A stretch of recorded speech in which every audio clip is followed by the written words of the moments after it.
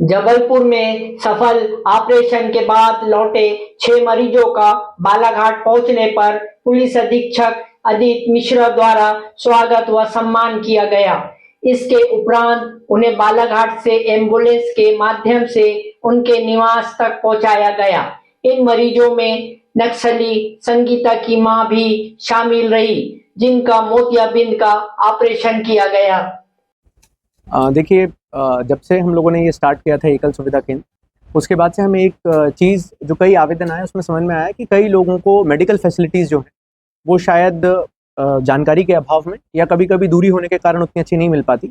तो हमने नागपुर के जो हमारे साथ उपस्थित हैं इनके साथ, इनकी टीम के साथ एक हम लोगों ने प्रयास शुरू किया, जिसके हमारे नोडल कोऑर्डिनेटर जो हैं असाटी साहब ये करते हैं। तो इसमें हम लोगों ने जहाँ पर भी हम एकल सुविधा केंद्र का कैंप लगाते हैं वहाँ पर डॉक्टर्स की पूरी टीम रहती है, जो कि उनका आई चेकअप, बाकी जो बेसिक चेकअप रहते हैं, पैथोलॉजिकल चेकअप जो रहते हैं, मलेरिया से रिलेटेड किसी को इश्यूज़ तो नहीं है, कोई बेसिक मेडिकेशन की ज़रूरत तो नहीं है, बच्चों को कोई बीमारी तो नहीं है, इस तरह के कैंप्स हमने स्टार्ट किए थे।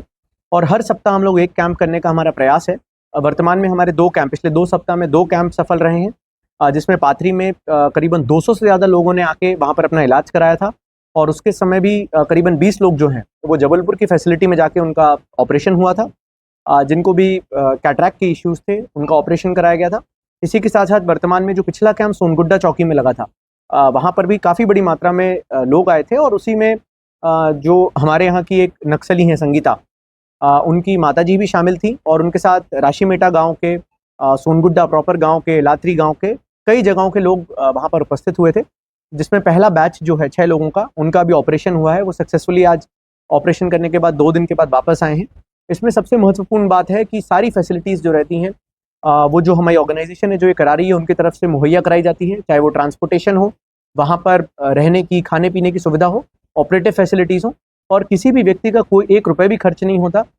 और उसको वर्ल्ड क्लास की अगर फैसिलिटीज़ हम बोलें तो कोई अतिशयोक्ति नहीं होगी। जबलपुर के बड़े हॉस्पिटल्स में उसका पूरा प्रॉपर इलाज होता है और फिर वापस उनको हम घर भिजवाने का प्रावधान रखते हैं।